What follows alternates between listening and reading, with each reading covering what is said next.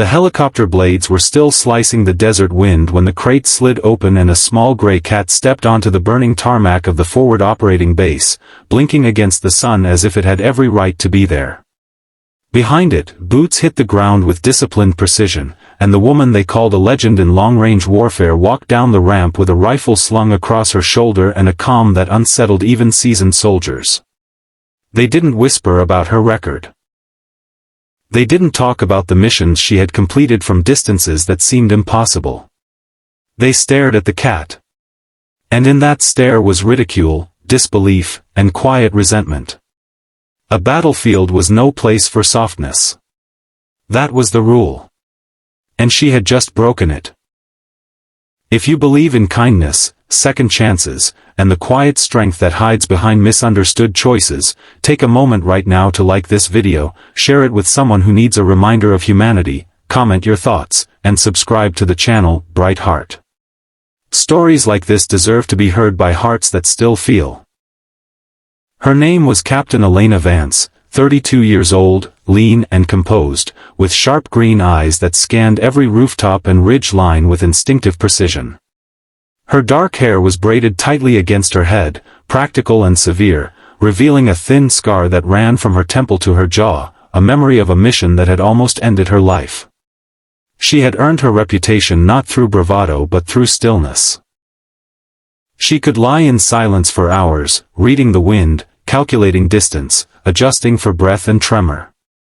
Her presence on the base should have been reassuring. Instead, the cat became the only thing anyone talked about.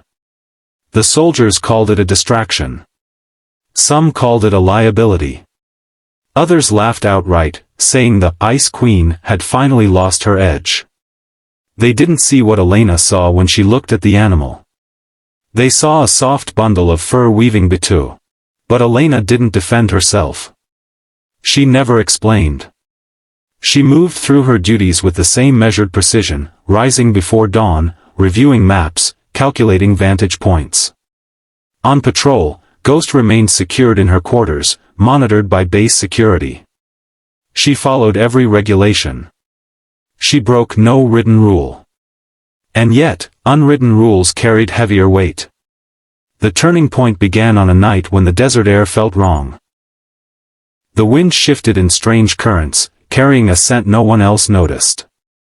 Elena had returned from a reconnaissance assignment, shoulders stiff from hours of immobility. She released Ghost from his crate, and the cat immediately stiffened. His tail lowered. His ears rotated, not toward the open door, but toward the storage hangar across the yard. Elena noticed. Ghost padded to the edge of the room and sat, staring. Not playing. Not wandering.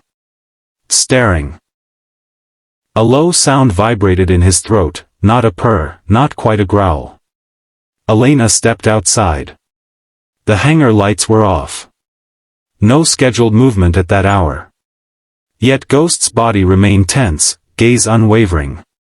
Elena trusted calculations more than instinct. But that night, instinct wore fur. She reported a possible anomaly to base command. The duty officer hesitated.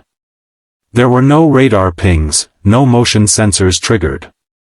Still, given Elena's record, they dispatched a small inspection team. What they found hidden near the hangar's foundation froze the blood of every soldier present. A concealed device, carefully placed, timed, and designed to detonate at dawn when the supply convoy would gather nearby. It was neutralized in time. The official report credited a routine perimeter anomaly check. No mention of a cat. But word traveled fast. Soldiers who had mocked Elena now avoided her eyes for different reasons. She hadn't boasted. She hadn't said, "I told you so."